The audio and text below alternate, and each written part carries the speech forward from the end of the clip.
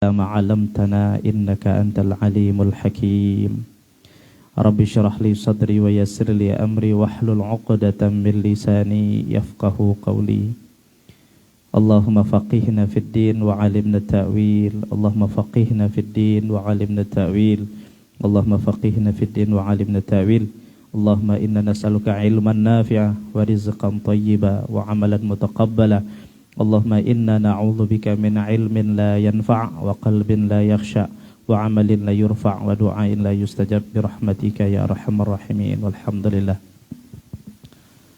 Fadilatul Mukarramin, guru kita yang kita cintai Sayyidil Habib Aziz As-Segaf beserta keluarga beliau, alhamdulillah kita sangat berbahagia dengan hadir bersama beliau, menjadi bagian dari perjuangan beliau. Semoga Al-Habib beserta keluarga selalu dilindungi Allah Subhanahu wa taala. Panjangkan umur, sehat walafiat dalam ketaatan, dan dakwah beliau semakin diluaskan Allah sehingga umat mencicipi nikmat manisnya dakwah ataupun nasihat ataupun bimbingan dari beliau yang bersambung kepada leluhur beliau, kepada ajdadihi, kakek-kakek beliau, sampai kepada Rasulullah sallallahu alaihi wasallam, dan seluruh kita yang hadir, yang semoga tidak satu pun di antara kita yang datang melainkan pulang dengan membawa mahabbah kepada Rasulullah. Sesuai dengan majelisnya Muhibbur Rasul, berarti setiap yang datang adalah orang yang siap untuk diisi hatinya dengan cinta kepada Rasulullah. Maka sesungguhnya mahabbah, rasa cinta kepada Nabi SAW bukan sesuatu yang sederhana, bukan sesuatu yang mudah. Bahkan tidak seluruh orang yang melihat Nabi, hidup bersama Nabi, dapat mencicipinya. Bahkan orang-orang yang hatinya ditutup oleh Allah Subhanahu wa taala oleh kedengkian, oleh hubbur riyasah, hubbud dunya, hubbul mal, maka mereka tertutup hatinya untuk memandang kelembutan, keluhuran budi dan akhlak Rasulullah, sehingga yang ada adalah kebencian.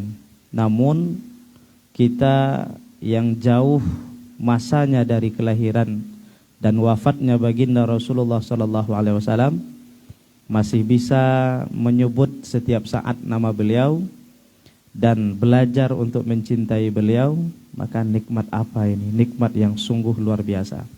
Fabi ayyi ala'i rabbikuma tukadziban. Hadirin wal hadirat, seluruh yang tergabung dalam majelis Muhibbur Rasul yang kita muliakan, semoga mendapatkan ilmu yang berkah dan manfaat. Dan dengan hadirnya kita dalam majelis ini menjadi sebab Allah jadikan keluarga kita sakinah, mawaddah, warahmah. Allah jadikan hadirnya kita dalam majelis ilmu sebagai sebab Allah jadikan anak-anak keturunan kita cinta kepada Rasulullah sallallahu alaihi wasallam menjadi anak-anak yang soleh dan solehah. Dan dengan sebab hadirnya kita dalam majelis ini, kita berdoa, bermohon kepada Allah Subhanahu wa taala agar kemudian Allah curahkan rahmat untuk umat baginda Rasulullah sallallahu alaihi wasallam seluas-luasnya. Terkhusus untuk bumi Minangkabau, terkhusus untuk bumi Sumatera Barat. Semoga kehadiran Sayyidil Habib, kehadiran Majelis Muhibbur Rasul, Allah jadikan sebagai pembuka pintu-pintu kebaikan, pintu-pintu rahmat dan keberkahan untuk kita semua. Amin ya rabbal alamin. Baik, hadirin wal hadirat, Habib, seluruh jamaah yang hadir, bukunya kecil, tapi wa ma fihi kabir, yang terkandung di dalam buku ini sungguh luar biasa, yaitu ilmu yang ditulis oleh Sayyidil Habib Asy-Syarif Al-Alim Al-Allamah Al-Habib Ahmad bin Zain bin Alwi Al-Habsyi rahimahullahu ta'ala. Baik, sebagai lanjutan kita lanjut halaman 5. Silahkan dibuka halaman 5. Insyaallah kita akan masuk dalam fasal. Tapi sebelum masuk fasal awal, kita lanjutkan kemarin masih ada sedikit yang tersisa. Bismillahirrahmanirrahim.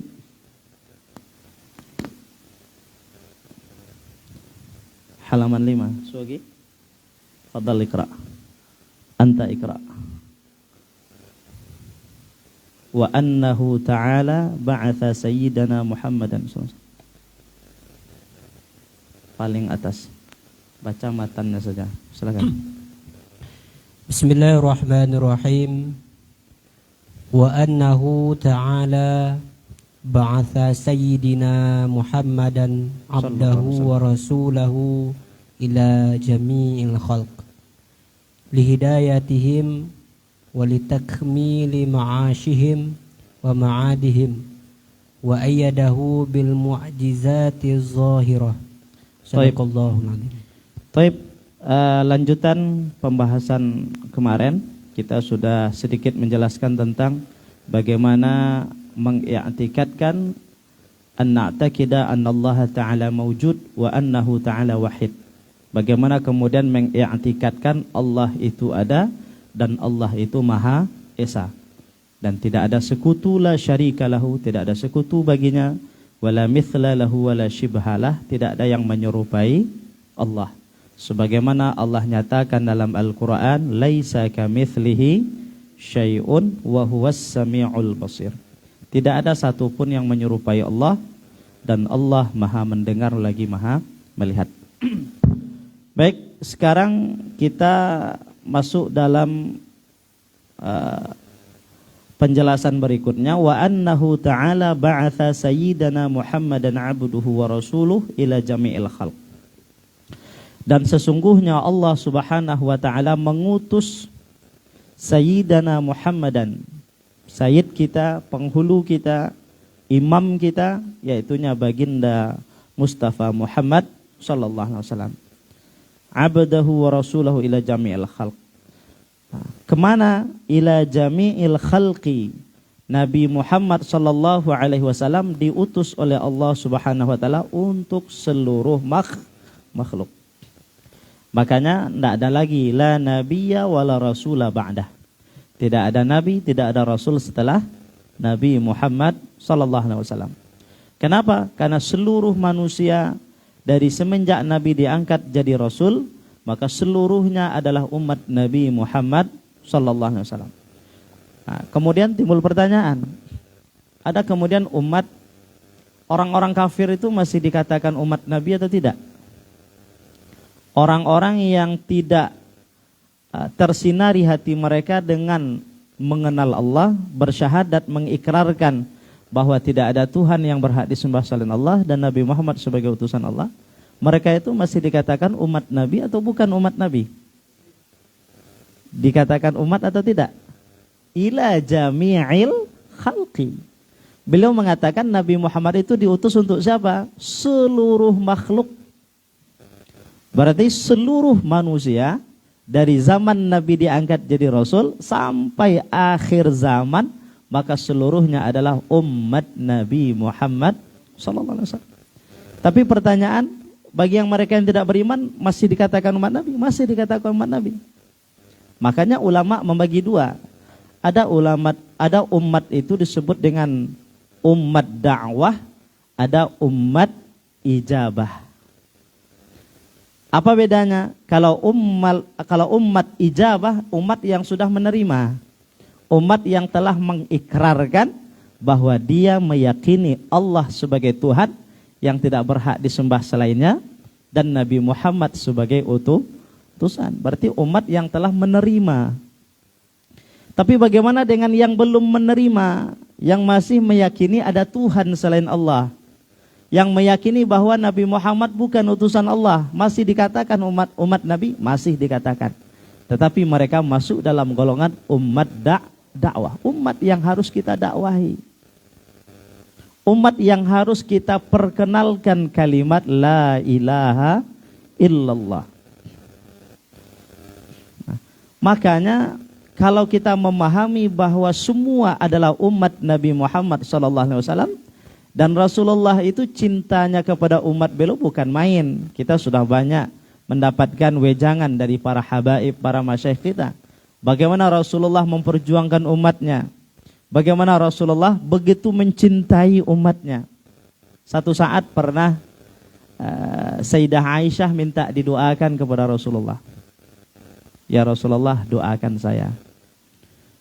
Maka Nabi SAW mendoakan, ya Allah, ampuni dosa-dosa Aisyah, baik dosanya yang berlalu, dosanya yang akan datang, muliakan dia, masukkan ke dalam sorga.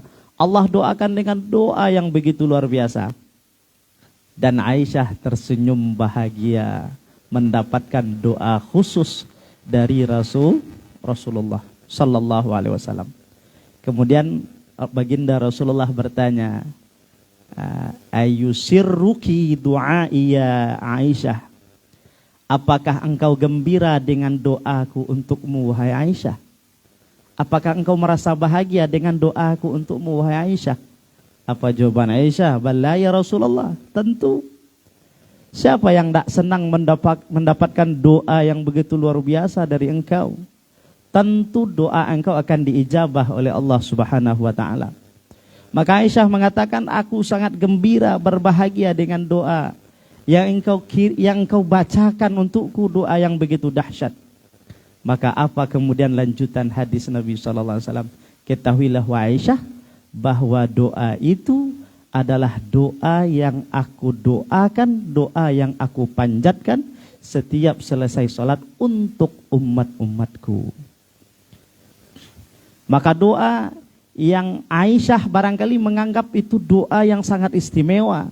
Ternyata doa yang sangat istimewa itu adalah doa yang setiap saat, setiap selesai sholat, Rasulullah doakan untuk para umat-umat beliau. Berarti masuk kita dalam doanya Rasulullah. Maka kemudian dengan kalimat yang singkat ini, Al-Habib Ahmad bin Zain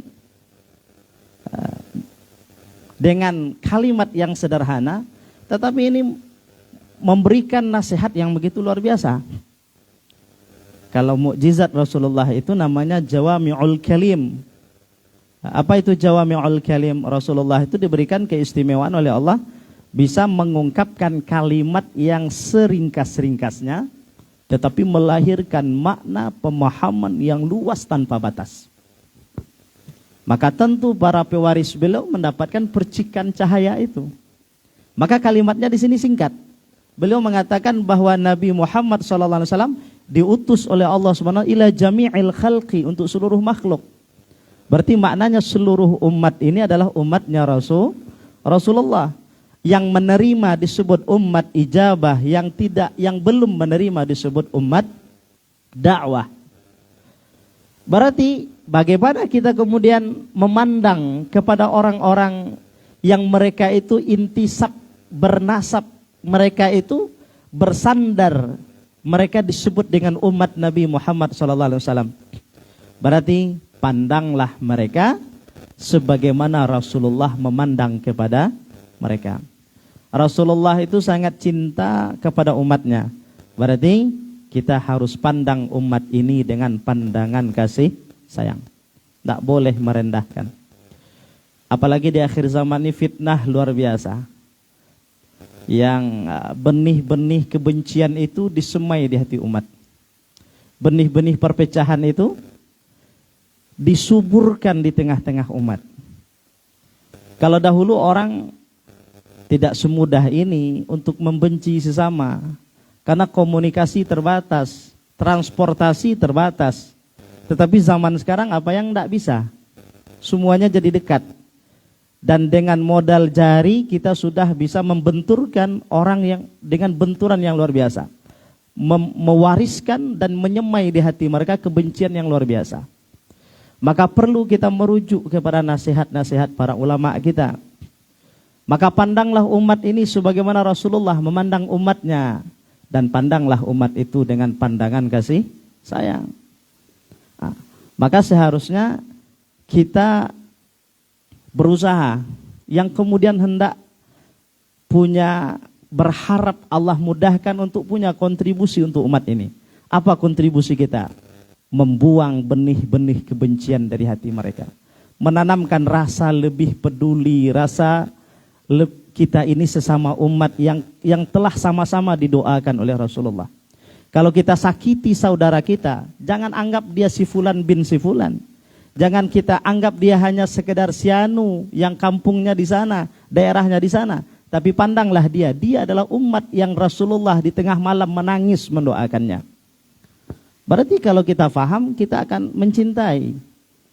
Maka pewaris Nabi SAW yang paling penting yang dimiliki adalah rasa kasih sayang, sebagaimana yang diajarkan Nabi SAW.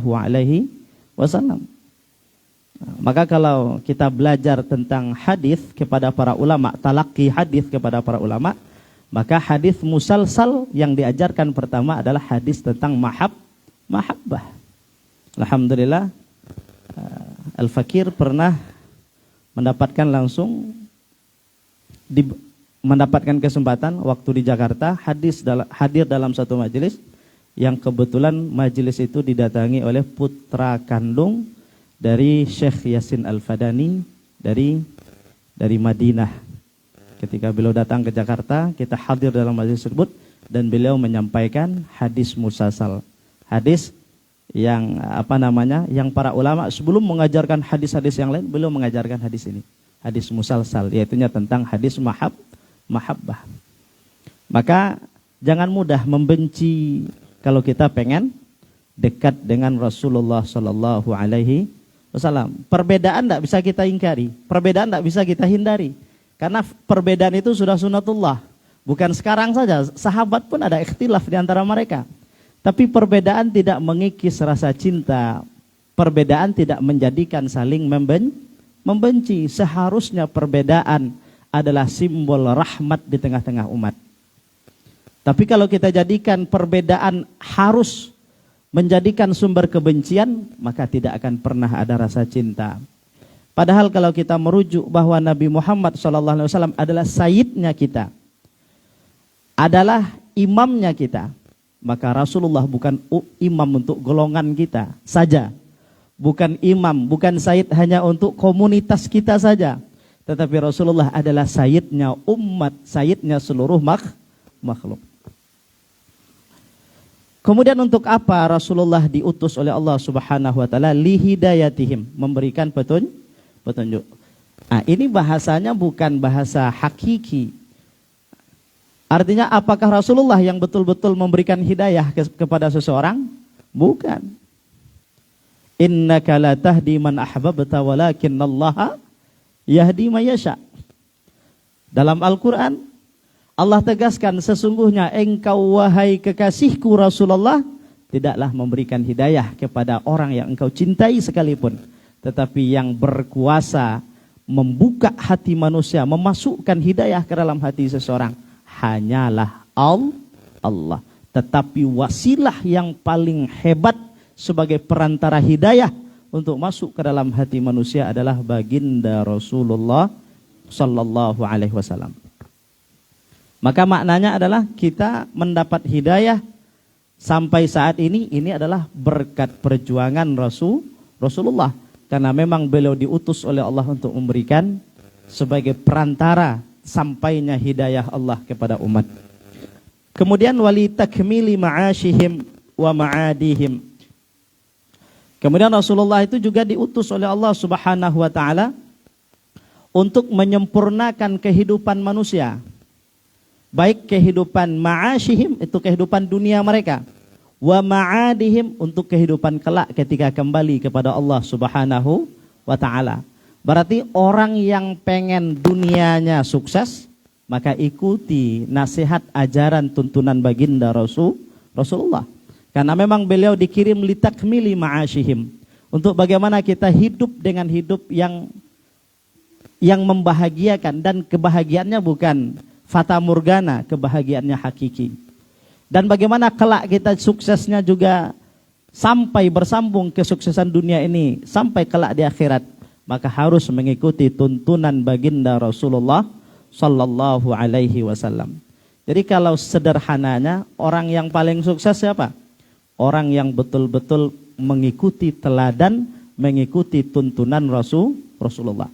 Kesuksesannya bukan setahun 2 tahun, bukan 10 tahun 20 tahun, bahkan bukan dunia saja, tapi ma'asyihim wa ma'adihim, dunia dan akhirat. Mudah-mudahan Majelis Muhibbur Rasul ini sebagai wasilah bagi kita untuk mengantarkan kita menjadi orang yang bahagia dunia akhirat kita. Orang yang cerdas bukan, kalau kita kan mengatakan mufakkir, seorang tokoh, seorang pemikir. Apa pemikirannya? Mampu memprediksi Indonesia 20 tahun ke depan akan begini. Dunia 30 tahun ke depan akan begini. Maka orang yang mampu memprediksi ekonominya begini, politiknya begini, keamanannya begini, maka orang akan mengeluhkan, oh ini pemikir hebat. Karena bisa memikirkan 30 tahun yang akan datang. Bagi orang Islam itu kecil. Kenapa? Kita tidak sedang, bukan sekedar diajarkan berpikir 30 tahun ke depan. Kita diajarkan melampaui dunia ini. Para ulama kita telah mengajarkan kepada kita. Bukan sekedar mempelajari dunia yang ukuran usianya sangat singkat, tapi bagaimana kehidupan di balik kehidupan dunia, yaitunya kehidupan akhirat yang kekal selama-lamanya. Maka lebih hebat yang mana? Orang yang berpikir 30 tahun atau orang yang berpikir ribuan tahun, jutaan tahun tanpa batas? Maka itulah orang yang cerdas, orang yang hidup sesuai dengan tuntunan Rasulullah sallallahu alaihi wasallam. Sekarang kalau terjadi misalkan, na'udzubillah, semoga negeri kita aman, selamat, dijauhkan dari segala bala. Kalau terjadi gempa 10 skala Richter, hebat apa enggak hebat? Hebat. Sumatera Barat saja berapa skala Richter waktu memporak-porandakan Padang dan sekitarnya? Itu baru 7 atau 8 mungkin. Enggak nyampe 8, 6 ya. Oh sudah begitu dahsyat. Kalau sampai 8, kalau sampai 10 gimana? Maka orang akan luar biasa.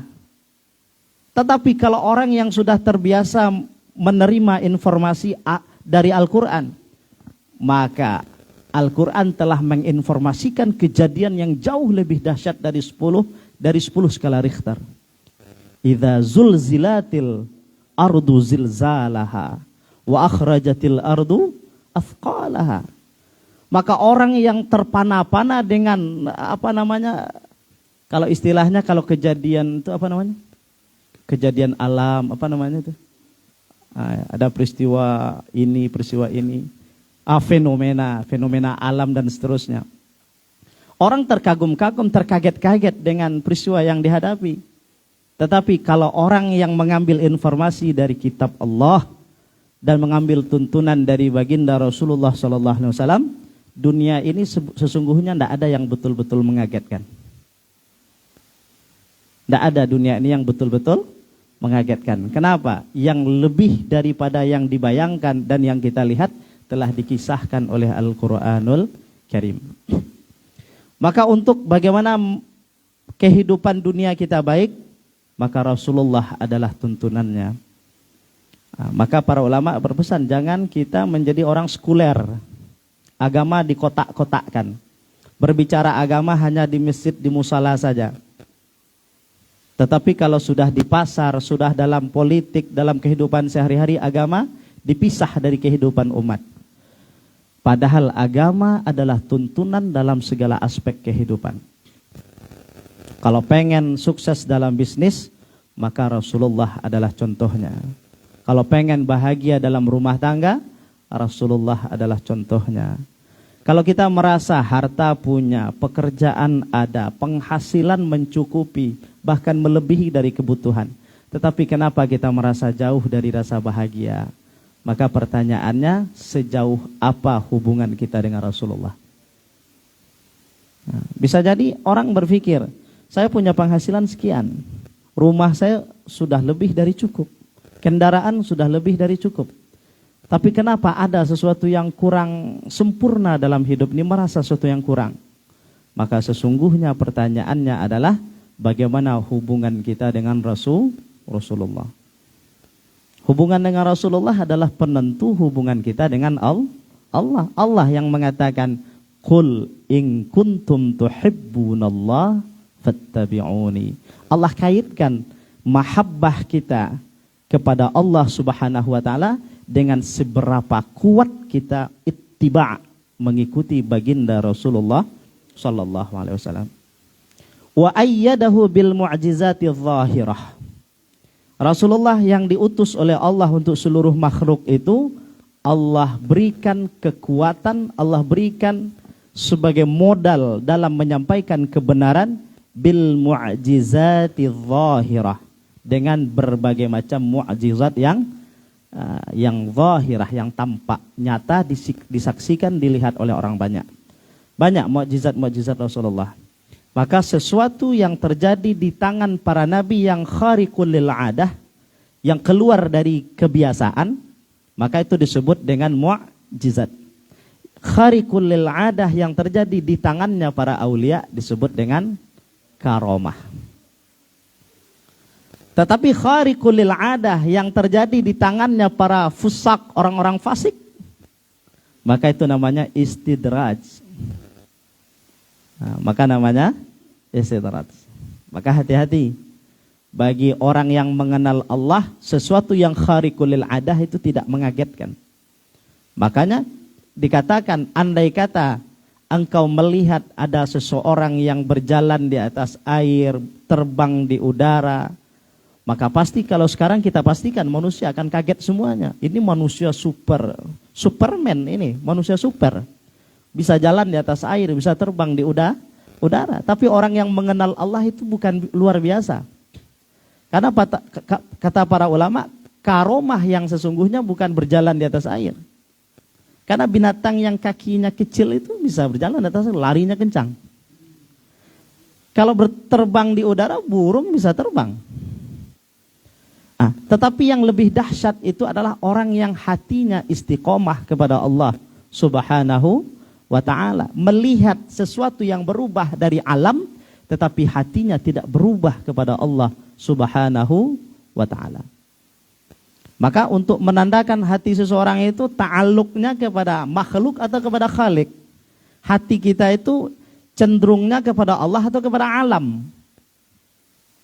Maka tandanya adalah kalau hati berubah sesuai dengan perubahan alam, berarti hati terkontaminasi oleh alam. Dan alam akan berubah-ubah sampai datangnya hari kiamat.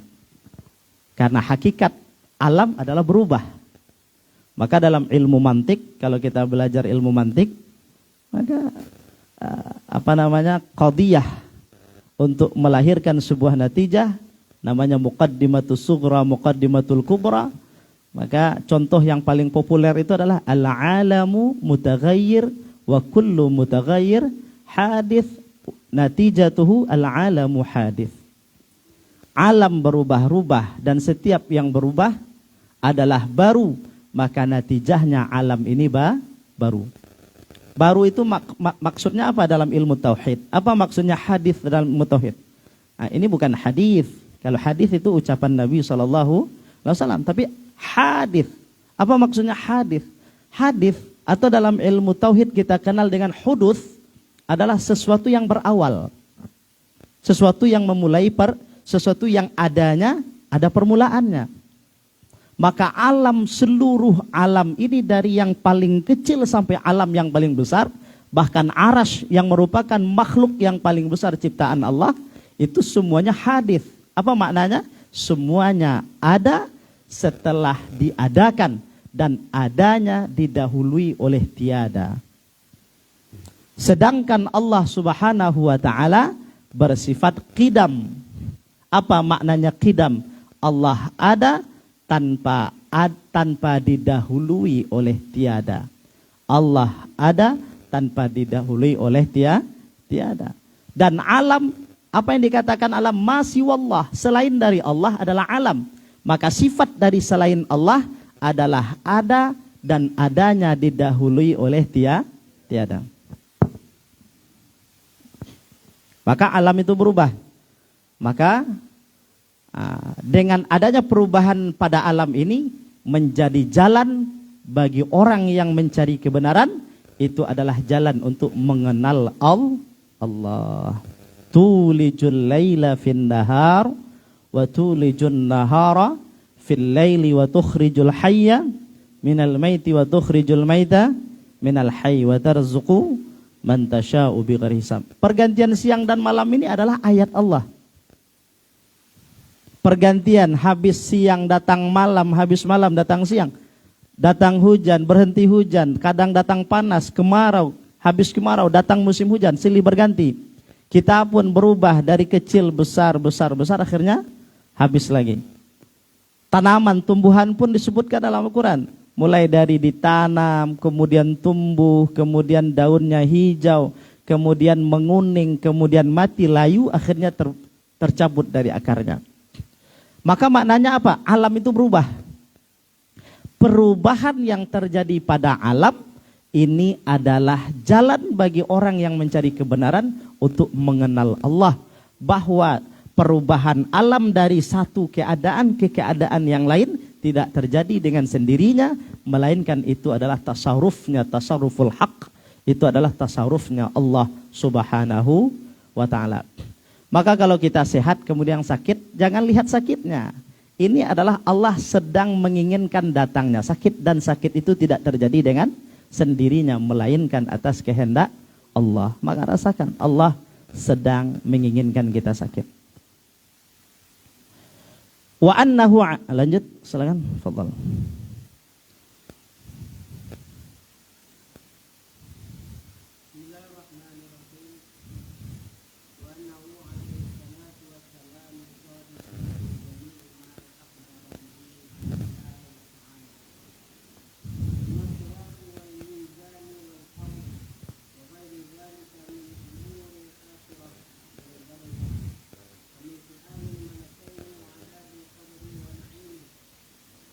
Baik. Kemudian kata beliau, wa annahu alaihi salatu wassalam, sesungguhnya baginda Rasulullah sallallahu alaihi wasallam shadiqun fi jami'i ma akhbara bihi anillahi ta'ala. Beliau shadiq. Shadiq itu maknanya jujur, benar. Karena Rasulullah dan seluruh para nabi dan para rasul memiliki 4 sifat wajib.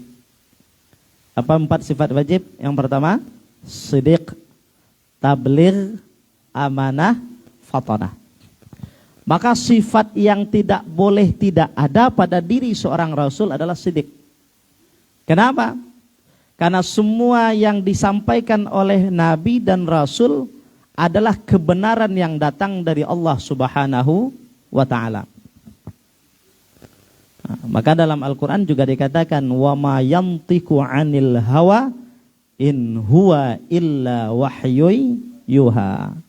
Tidaklah berucap Rasulullah itu karena dorongan hawanya, karena keinginan hawanya, melainkan semua yang diucapkan Nabi adalah wahyu dari Allah.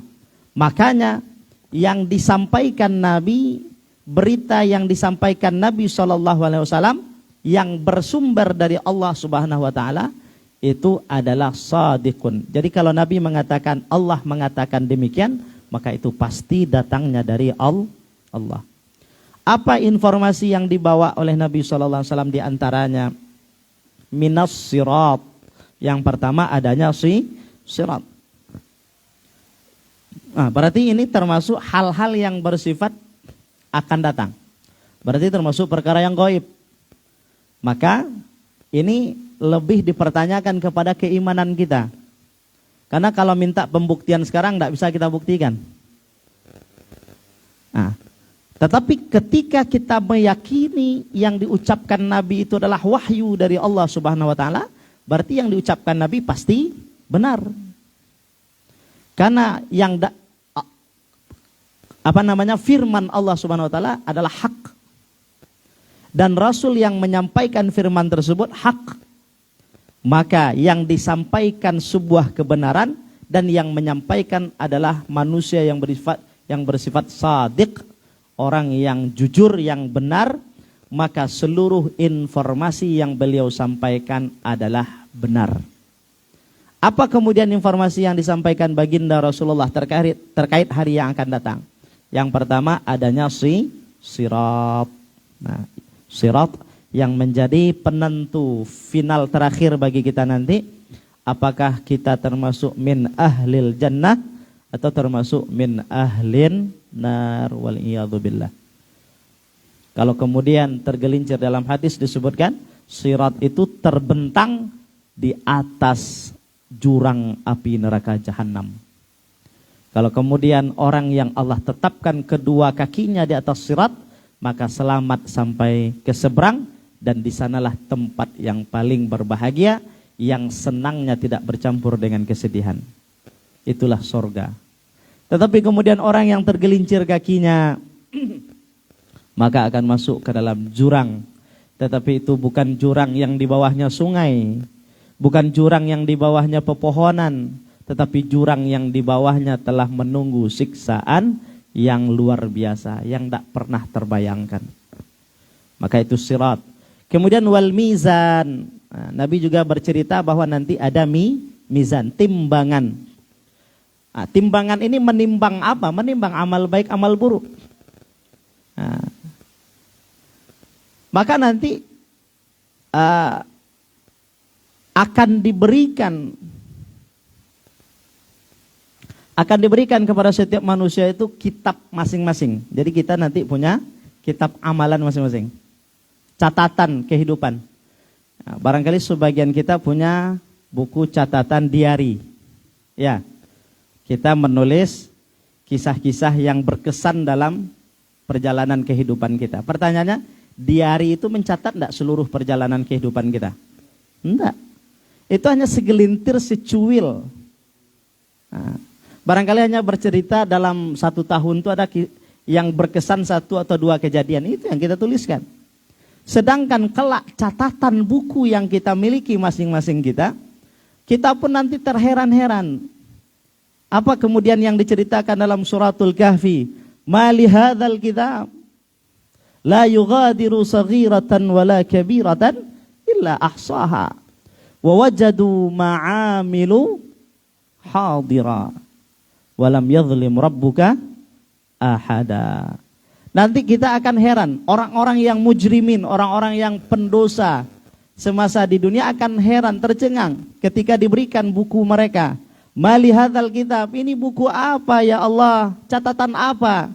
La yughadiru saghiratan wala kabirah, tidak ada sedikit pun, satu pun yang tersisa. Seluruhnya tercatat rapi, sempurna, dan tidak ada yang tertinggal. Bagaimana kemudian kita bisa lari dari catatan para hafadzah, para malaikat-malaikat utusan Allah Subhanahu wa taala? Dalam Al-Qur'an dijelaskan ketika mizan, timbangan tersebut, kalau kebaikannya lebih berat, maka tempatnya adalah dalam surga. Fa amma man thaqulat mawazinuhu fahuwa fi 'ishatin radiyah wa amma man khaffat mawazinuhu fa ummuhu hawiyah wa ma adraka ma hiya narun hamiyah.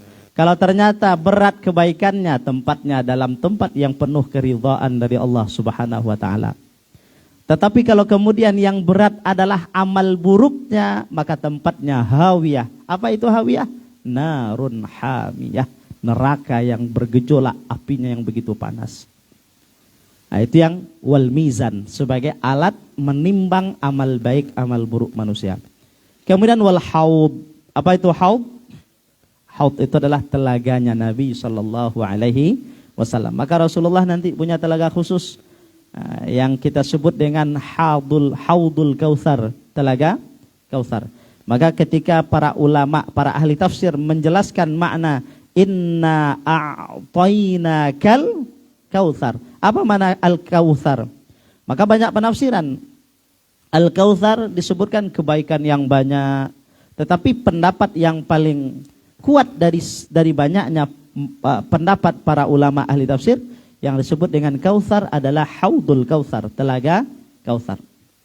Yang disebutkan dalam hadis Nabi SAW, barang siapa yang mencicipi telaga kautsarnya Nabi SAW, maka tidak akan pernah merasakan haus, tidak akan pernah merasakan dahaga untuk selama-lamanya. Semoga kita kelak tidak diharamkan dari telaga Rasulullah.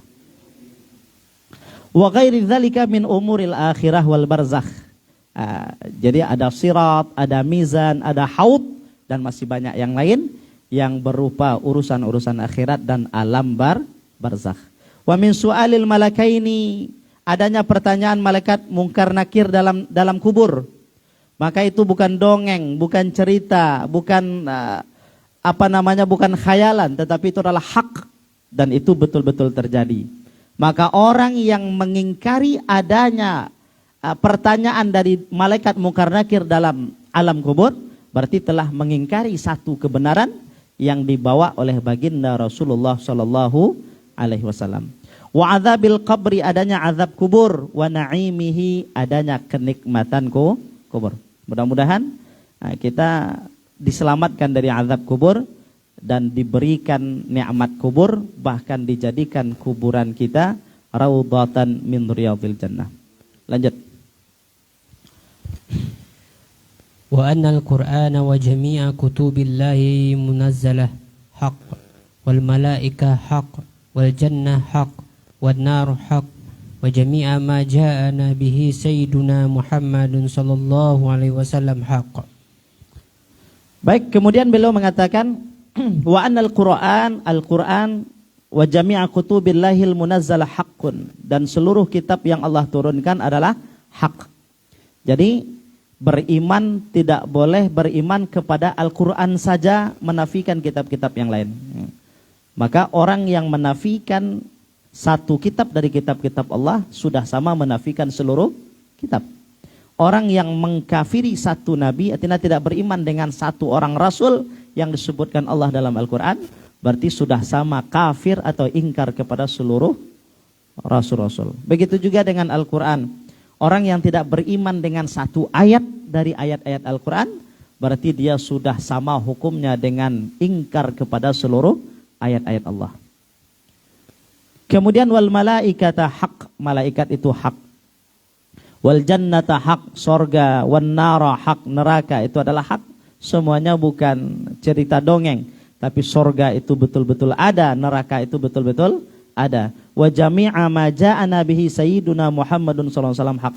Seluruh yang dibawa, yang disampaikan, ajaran yang ditinggalkan oleh baginda Rasulullah SAW adalah hak.